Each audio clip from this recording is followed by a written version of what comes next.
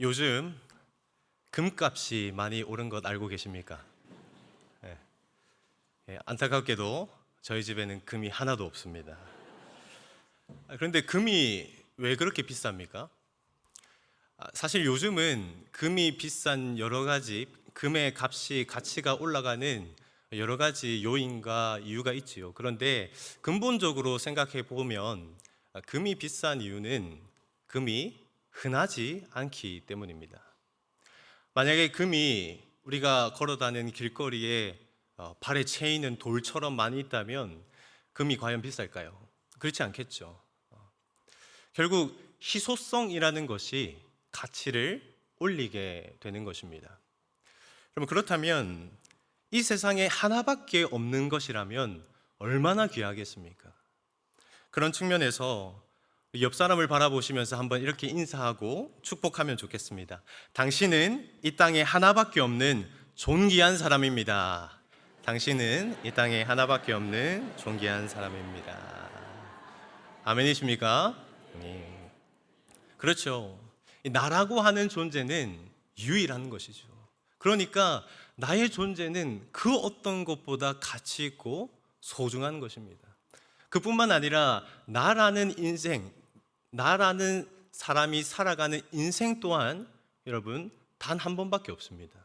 우리의 인생이 두 번, 세 번, 여러 번 있다면 또 조금 다르겠지요. 그러나 우리의 인생은 단 한 번밖에 없기 때문에 나라고 하는 이 사람의 한 번의 인생은 그 어떤 금은보화보다 값지고 소중한 것입니다. 그렇다면 정말 우리는 그렇게 값진 인생인데 인생을 값지게 살아가고 계십니까? 우리의 인생이 단 한 번밖에 없는 너무나 소중한 인생이라면 그런 인생을 정말 소중하게 그 값어치대로 살아가고 계십니까? 그럼 사실 우리는 이러한 질문을 계속해서 해보아야 합니다. 오늘도 하고 내일도 하고 그 다음 날도 내가 과연 이 값진 인생을 그 값답게 살아가고 있는가 질문해 보아야 합니다. 왜 그렇습니까? 우리 인생에 연습은 없기 때문입니다. 단 한 번의 기회입니다. 이 단 한 번의 기회도 곧 끝이 날 것이다. 성경은 그렇게 말하고 있습니다. 오늘 본문 1절에서 3절 말씀 우리 다시 한번 읽어보겠습니다. 1절에서 3절까지의 말씀 같이 읽겠습니다. 형제들아, 때와 시기에 관하여는 너희에게 쓸 것이 없음은 주의 날이 밤에 도둑같이 이를 줄을 너희 자신이 자세히 알기 때문이다. 그들이 평안하다 안전하다 할 그때에 임신한 여자에게 해산의 고통이 이름같이 멸망이 갑자기 그들에게 이르니 결코 피하지 못하리라. 아멘. 하나밖에 없는, 연습은 없는 우리의 존귀한 그 인생 가운데에 끝이 있다. 성경은 그렇게 말씀하고 있습니다. 그리고 그 끝에 대해서 두 가지 특징을 이야기하는데요. 첫 번째는 우리의 인생의 끝은 갑자기 찾아온다는 것입니다. 갑자기.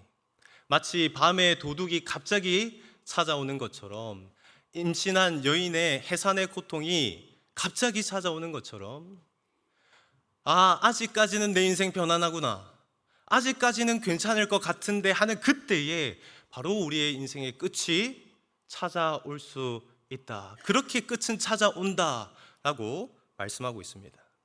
또 한 가지는 우리의 인생의 그 끝이 찾아올 때에 그 누구도 피하지 못한다는 것이죠. 결코 피하지 못하리라. 그렇게 말씀하고 있습니다. 다시 말해서 하나님께서 이제 됐다, 이제 다 했다, 다 내려두고 오거라 라고 부르신다면 그 어떤 사람도 그 하나님의 부르심을 거부할 수가 없다는 것입니다. 여러분, 예수님께서도 마태복음 25장에 천국을 기다리는 사람에 대해서 비유로 설명하여 말씀해 주셨습니다. 결혼식을 앞두고 10명의 처녀가 신랑이 오기를 기다리고 있습니다. 그런데 그 처녀들이 기다리는 중에 신랑이 생각보다 더디 오게 되지요. 그래서 잠에 빠집니다. 몇 명의 처녀들이 잠에 빠집니까?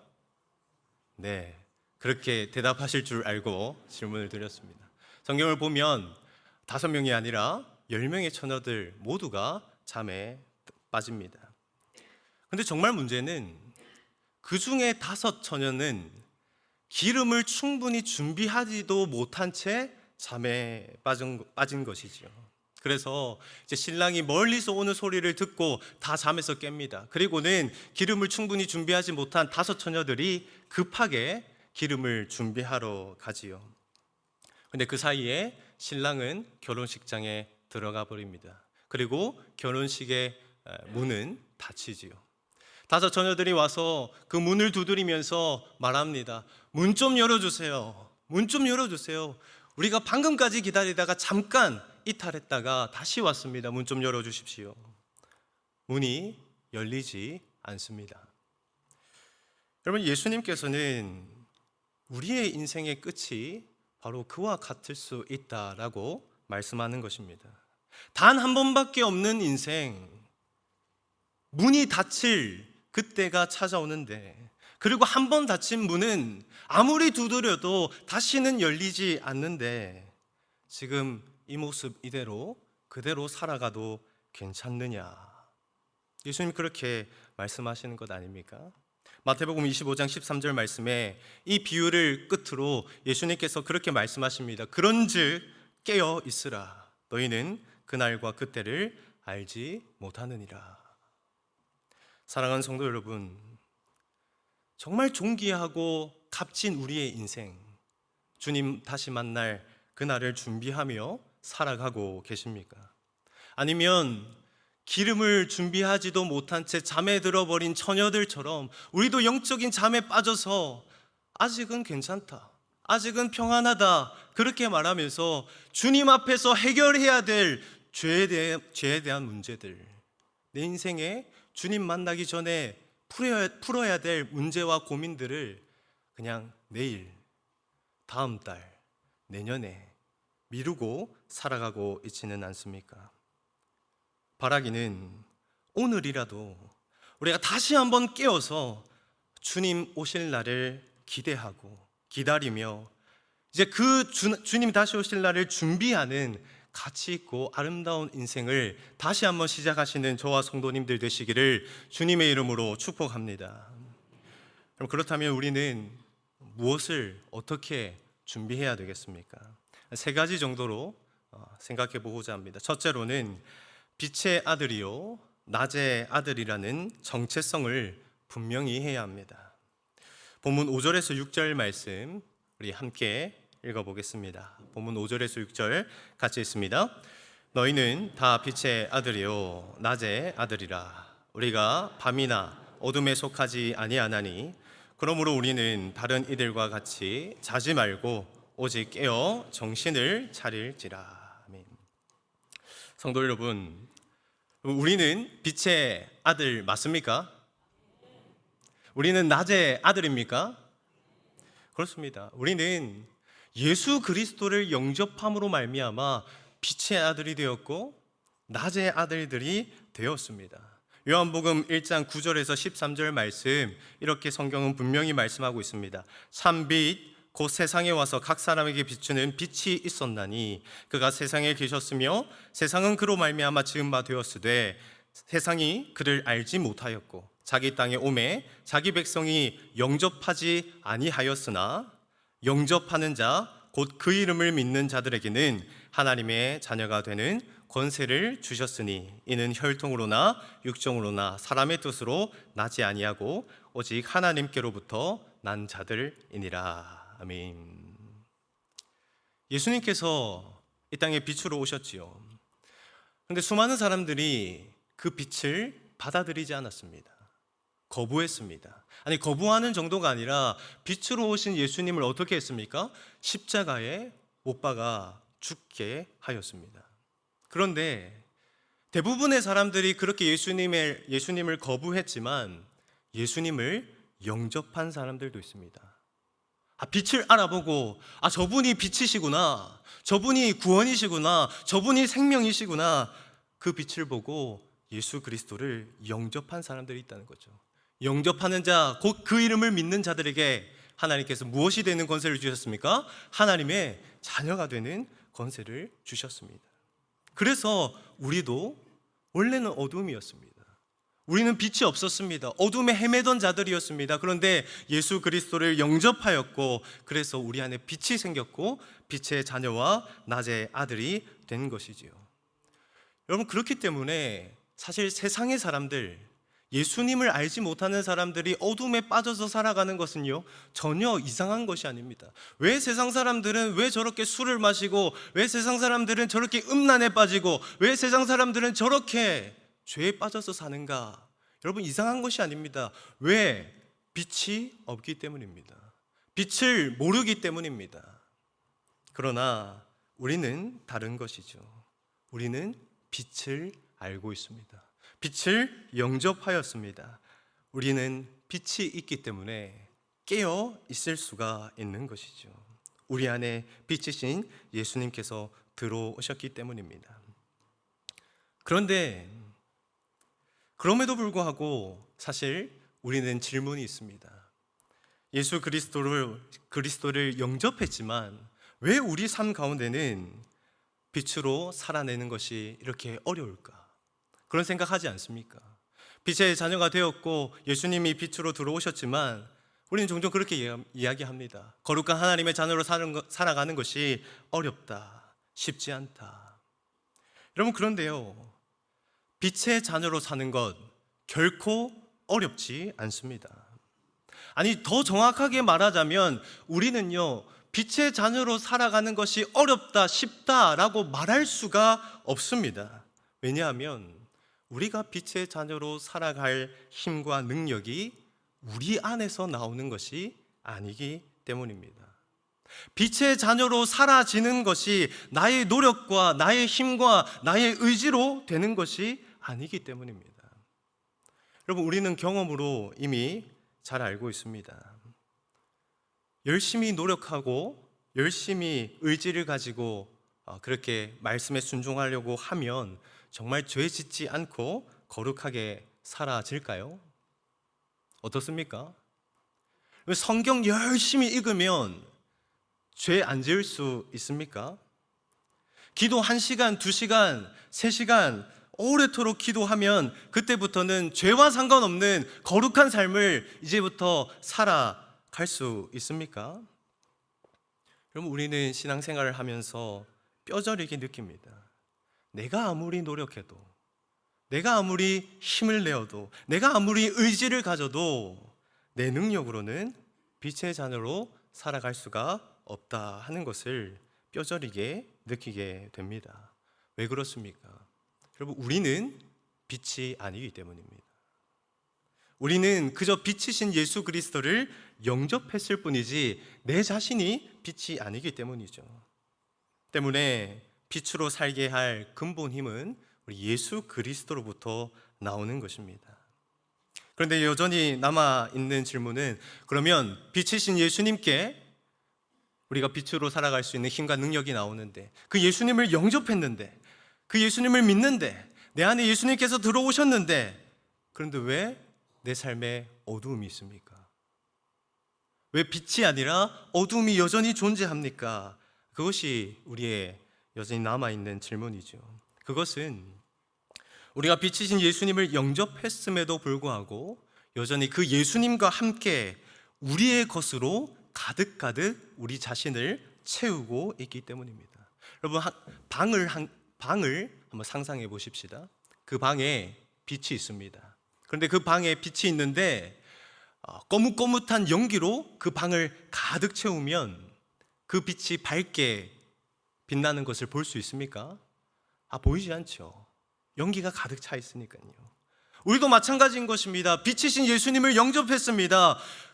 그런데 영접한 우리 마음 가운데 여전히 우리는 우리의 생각, 우리의 계획, 우리의 욕심, 우리의 뜻으로 여전히 가득 채우고 있기 때문에, 내 자아로 가득 채우고 예수님은 내 마음속에 아주 구석에 남겨두기 때문에 빛이 드러나지 않는 것입니다.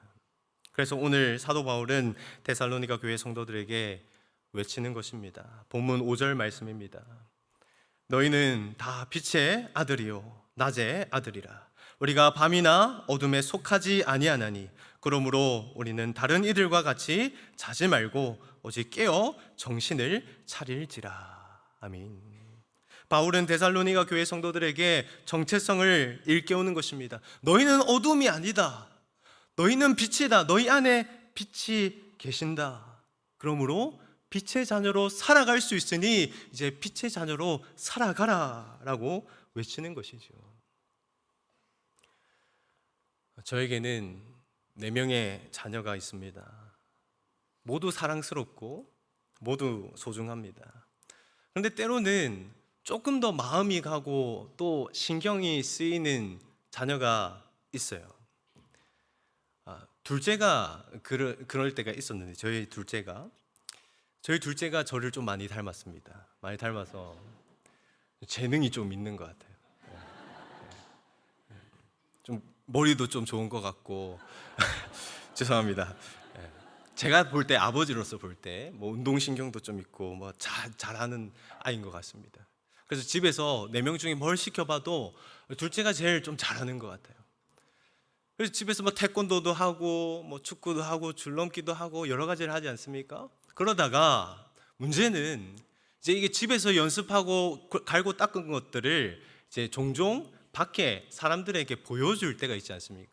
뭐 태권도를 하면 태권도 심사를 해야 되고 뭐 노래나 뭐 운동을 준비하면 또 대회에 나가서 사람들 앞에서 보여야 되잖아요.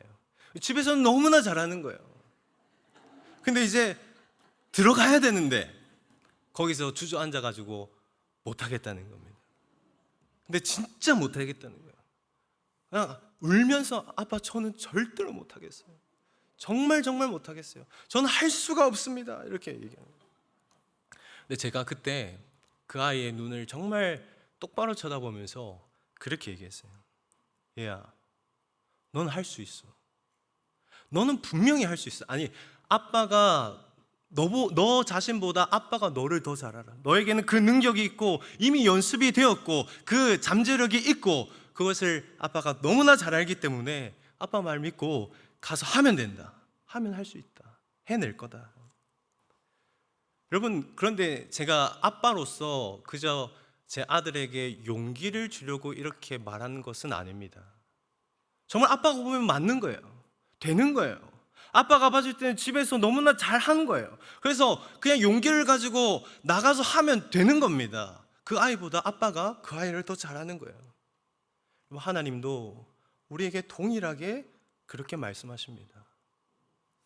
요한일서 2장 14절 말씀에 하나님께서 말씀하십니다. 아이들아, 내가 너희에게 쓴 것은 너희가 아버지를 알았으며 아비들아, 내가 너희에게 쓴 것은 너희가 태초부터 계신 이를 알았으며 청년들아, 내가 너희에게 쓴 것은 너희가 강하고 하나님의 말씀이 너희 안에 거하시며 너희가 흉악한 자를 이기었음이라. 아멘. 하나님은 우리에게 말씀하시는 것입니다. 너희 안에 능력이 있다. 너희 안에 빛이신 예수님이 계시다. 너희 안에 말씀의 능력이 있으며 그렇기 때문에 너희는 세상 가운데 승리할 것이다. 하나님은 그렇게 말씀하십니다. 그런데 사단은 다르게 말하죠. 사단은 우리에게 넌 할 수 없어. 너 지금까지 실패했잖아. 여러분, 사단의 말도요, 그냥 근거 없는 말로 우리를 속이지는 않습니다. 사단의 말도 근거가 있어요. 그 근거가 무엇입니까? 우리의 부정적인 생각, 우리가 지금까지 겪었던 실패들, 우리가 지금까지 겪어왔던 부정적인 좌절들, 그것을 근거로 우리에게 계속해서 마음을 주고 말을 합니다. 너 지난번에 실패했잖아. 너 지금까지 못했잖아. 너 지금까지 실패하고 못했는데 또 하겠어? 또 해서 또 상처받을래? 그러면 사단은요, 우리의 경험, 우리의 부정적인 생각, 우리의 좌절을 붙잡고 그것으로 우리에게 사단의 말을 주는 것입니다. 때로는 그 말이 동시에 들립니다. 하나님께서는 할 수 있다 말씀하시는데 사단은 안 될 것이라고 얘기합니다. 여러분, 그러면 우리는 누구의 말을 들어야 합니까? 누구의 말씀을 붙잡아야 됩니까? 하나님의 말씀을 듣고 하나님의 말씀을 붙잡아야 할 줄로 믿습니다. 하나님 말씀하십니다. 너는 내 아들이다. 너는 내 딸이다. 내가 너를 어둠에서 건졌고 그래서 너의 본질은 이제는 빛이다. 그러므로 일어날 수 있고 빛을 발할 수 있고 깰 수 있다. 근신할 수 있다. 그 하나님의 음성을 들으실 수 있는 저와 성도님 되시기를 축복합니다. 사랑하는 성도 여러분, 그러므로 때로는 우리는 우리의 생각과 우리의 경험들을 좀 걷어내야 돼요. 내 생각, 내 경험, 내 의지, 내 계획, 그것으로 가득한 내 마음의 방을 좀 비워야 합니다. 내 것을 그렇게 비워야 내 것이 거치고 나면 내 안에 들어오신 빛이신 예수님이 결국 드러나게 되는 것이죠. 그래서 우리는 계속해서 고백해야 됩니다. 주님, 저는 못합니다. 그러나 주님은 하실 수 있습니다. 그러니 저를 이끌어 주옵소서. 그렇게 고백하며 걸어가는 거예요. 바울은 그렇게 성도의 정체성에 대해서 다시 이 정체성을 기억하라, 그렇게 권면합니다. 그리고 이어서 영적으로 무장하며 준비하라, 그렇게 권면하고 있습니다. 본문 8절 말씀 함께 한 목소리로 읽어보겠습니다. 같이 읽습니다. 우리는 낮에 속하였으니 정신을 차리고 믿음과 사랑의 호심경을 붙이고 구원의 소망의 투구를 쓰자. 아멘. 바울은 이제 믿음과 사랑의 호심경을 붙이고 구원의 소망의 투구를 쓰라, 이렇게 권면하고 있습니다. 그런데 여기서 말하고 있는 믿음, 소망, 사랑은요, 사실 데살로니가전서 1장에 이미 나왔습니다.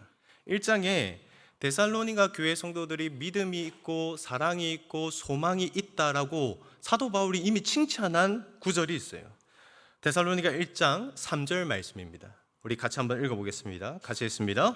너희의 믿음의 역사와 사랑의 수고와 우리 주 예수 그리스도에 대한 소망의 인내를 우리 하나님 아버지 앞에서 끊임없이 기억하미니. 아멘. 바울은 이미 칭찬을 했어요. 어떤 것을 칭찬했습니까? 데살로니가 교회 너희들은 이미 믿음의 역사가 있구나, 사랑으로 하는 수고가 있구나, 예수 그리스도를 소망하면서 가지는 인내가 있구나. 그러니까 데살로니가 교회 성도들에게 사랑이 없는 것이 아니고요, 소망이 없는 것도 아니고 믿음이 없는 것도 아니었습니다. 그런데 사도 바울은 이미 그들이 가지고 있는 것을 다시 언급하면서 이제는 그것을 뭐로 표현을 하자면 호심경과 투구, 곧 이제 전쟁에 나아갈 때 필요한 장비들로 표현을 하면서 이제 그것을 아예 입고 다녀라. 사랑과 믿음과 소망을 투구로 만들고 호심경, 갑옷으로 만들어서 그것을 입고 살아가라. 마치 전쟁터에 있는 군인들이 전투복과 전투모를 계속해서 착용하여서 살아가는 것처럼 사랑, 믿음, 소망, 그것을 아예 몸에 붙이고 살아야 된다. 이것은 무슨 의미입니까? 그러면 잠시라도 방심하지 말라는 것이죠. 언제 공격이 날아올지 모르는 말세지마를 살아갈 때에 믿음과 소망과 사랑을 우리의 전신갑주로 만들어 그것을 아예 입고 살아가야만 우리는 이 마지막 때를 살아낼 수 있다라고 바울은 권면하고 있는 것입니다.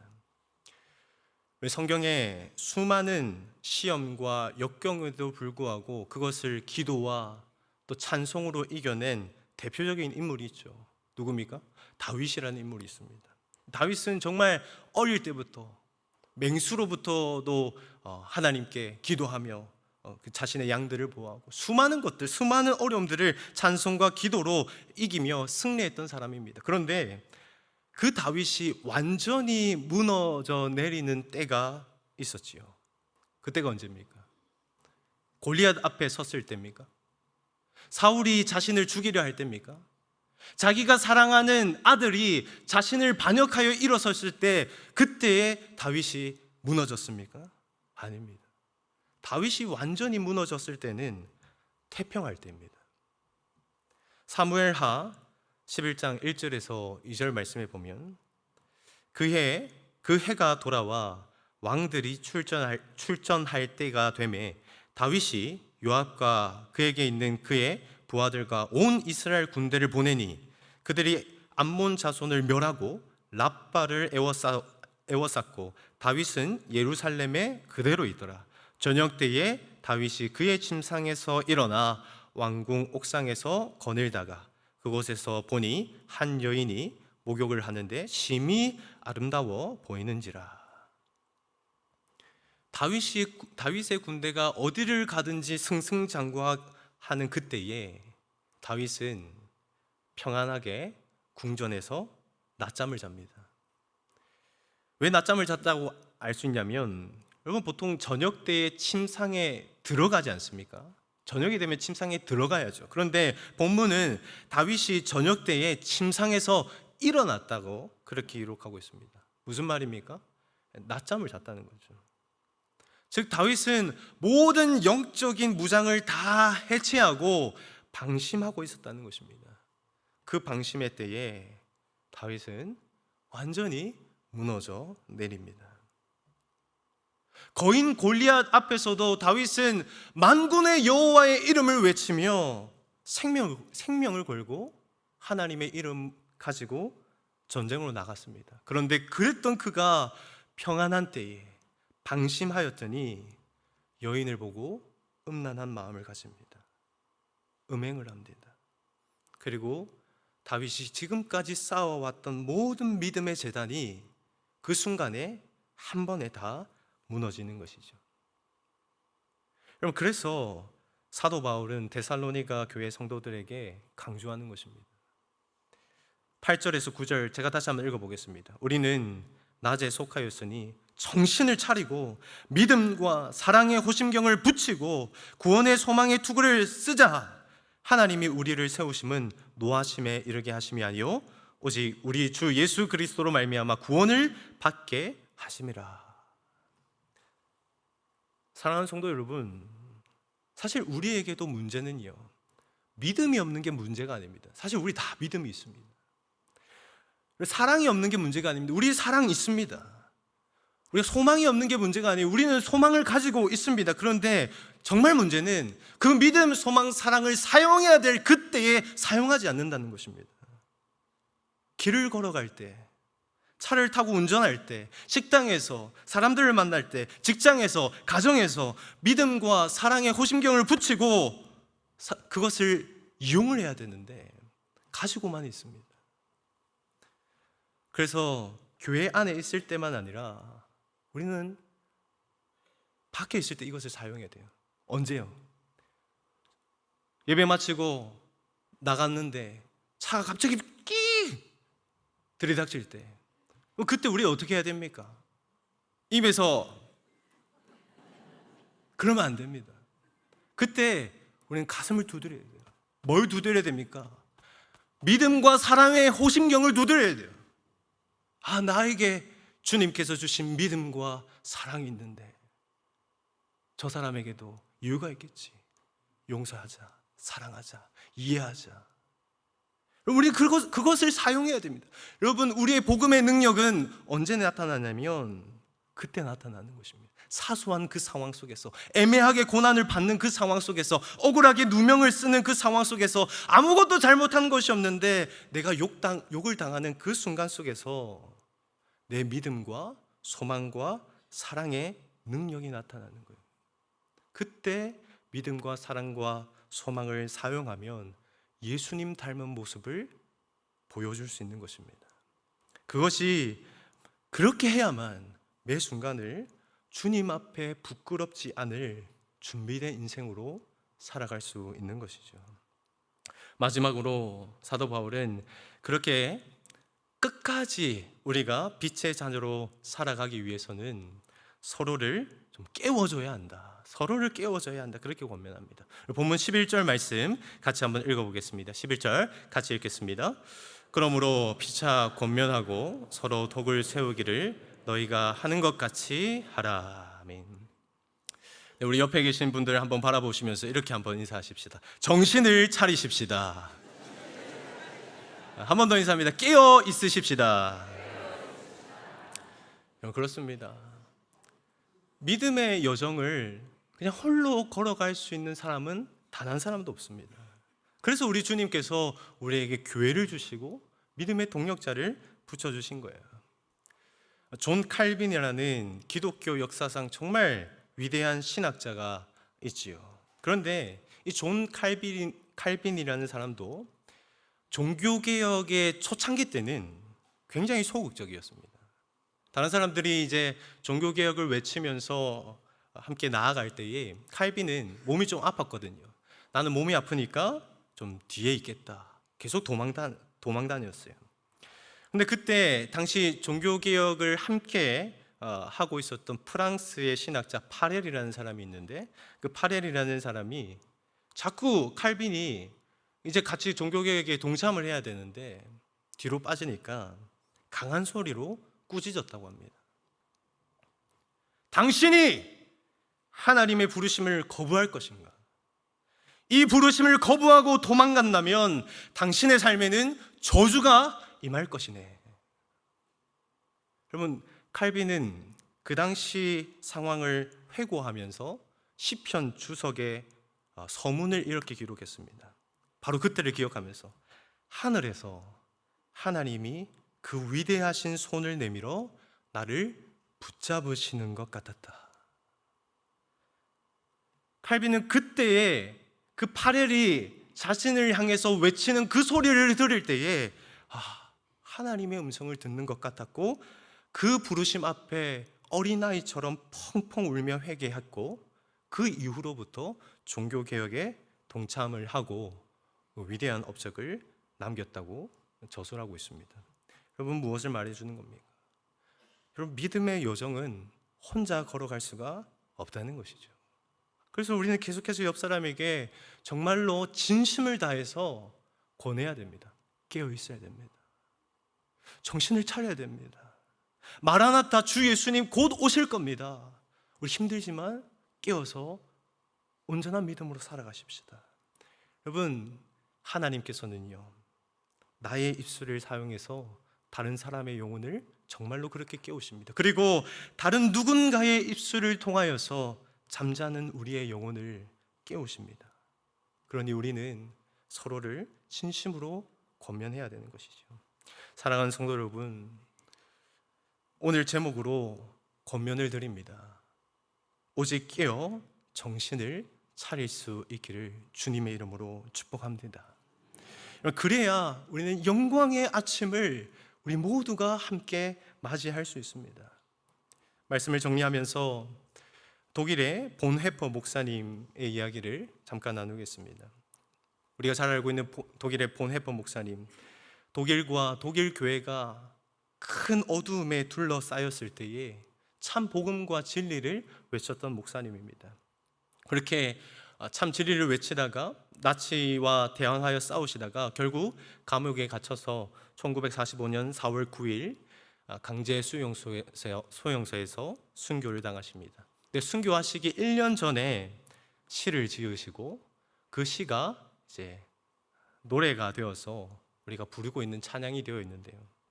그 찬양이 이렇습니다. 선한 능력으로 일어서리 주만 의지하리 믿음으로 우리 고대 안에 주 오실 그날 영광의 새날을 맞이하리. 아멘. 독일 전체가 깊은 어둠에 빠져 있을 때에 이 본헤퍼 목사님은 깨어서 시를 짓고 찬송을 불렀습니다. 본인은 감옥에 갇혀져 있는데 이 찬양을 지었습니다. 선한 능력으로 나는 일어날 것이다. 이 독일 어둠에 갇혀 있지만 하나님께서 함께 하신다면, 하나님을 의지한다면 우리는 영광의 새날을 맞이할 그날을 기대할 것이다. 여러분, 우리도 그러하면 좋겠습니다. 여전히 우리 가운데 어둠이 있죠. 개인적인 어둠이 있습니다. 여러 가지 삶의 어둠이 있습니다. 사회적인 어둠이 있습니다. 풀리지 않는 문제들이 우리를 감싸고 있습니다. 그러나 찬송하십시다. 그러나 하나님의 말씀을 외치십시다. 하나님께서 우리를 빛으로 부르셨으니 나의 능력이 아니라 내 안에 계시는 빛이신 예수 그리스도를 의지하며 선한 능력으로 나는 다시 일어날 것이다. 그래서 영광의 그날을 맞이할 것이다. 그렇게 살아가다가 넘어질 수도 있죠. 그러면 옆 사람이 깨워주면 됩니다. 다시 일어나십시다. 다시 하십시다. 마라나타, 주 예수님 다시 오실 것입니다. 믿음의 주여 또 온전케 하시는 예수님을 바라보십시다. 그렇게 서로 격려하며 달려가면 우리는 결국 영광의 새날을 맞이하게 될 것입니다. 그 믿음으로 소망하며 또 한 주간을 살아가시는 저와 성도님 되시기를 주님의 이름으로 축복합니다.